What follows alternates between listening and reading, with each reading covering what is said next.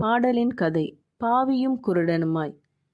கிறிஸ்துவுக்குள் பிரியமானவர்களே, John Newton அவர்கள் வாழ்க்கையில் மிகவும் கஷ்டப்பட்டார். அவர் 1725 பிறந்தார். அவரது அம்மா அவருக்கு 7 வயது ஆவதற்கு முன்பு காச நோயால் பாதிக்கப்பட்டு மரித்துவிட்டார். பின்பு அவரை 2 வருடம் உறைவிட பள்ளிக்கு அனுப்பினார்கள். அவருக்கு 11 வயதாகும்போது கப்பலில் வேலை செய்ய சென்றார்.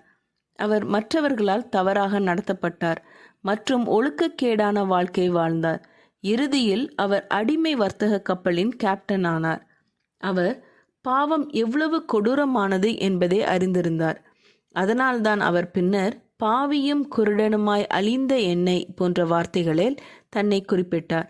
ஆனால் கடவுள் ஜானை தனது காட்டுத்தனமான வாழ்க்கை என்று அழைக்கப்பட்ட வாழ்க்கையிலிருந்து விடுவித்தார். மேலும் அவரை அமேசிங் கிரேஸ் என்ற பாடலின் ஆசிரியராக இப்பொழுது நாம் ஒவ்வொருவரும் அவரை அறிவோம். அவர் எழுதிய அந்த பாடலின் தமிழ் மொழிபெயர்ப்பு தான் பாவியும் குருடனுமாய் அழிந்த என்னை ரட்சித்து பார்வையளித்த கிருபை மாத்திரள். சகோதரி நான்சி கேட்கிறார்கள், உங்கள் வாழ்க்கை எப்படி இருக்கிறது? புனித வெள்ளி மற்றும் உயிர்த்தெழுதல் ஞாயிறு நெருங்குகையில் ஜான் நியூட்டன் செய்ததை ஏன் நீங்களும் செய்யக்கூடாது?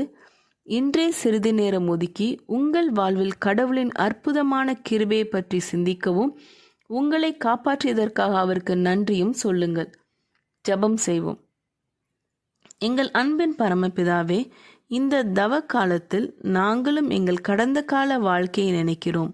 எங்கள் வாழ்க்கையில் உம்முடைய கிருபை, உம்முடைய தயவு எங்களை காத்து வழிநடத்தினதை நினைத்து உமக்கு நன்றி செலுத்துகிறோம். எங்கள் பாவமுள்ள சரீரம் சுத்தமாக நீர் எங்களுக்காக சிலுவையில் மரித்தீர் என்பதை நினைத்து உமக்கு நன்றி சொல்கிறோம்.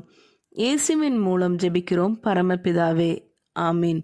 இந்த மெசேஜ் 14 ஏப்ரல் 2022 நான்சி டிமாஸ் வால்கமோத் அவர்களின் இயேசுவை தேடி என்ற புரோகிராமிலிருந்து எடுக்கப்பட்டது. கர்த்தர் உங்களை ஆசீர்வதிப்பாராக.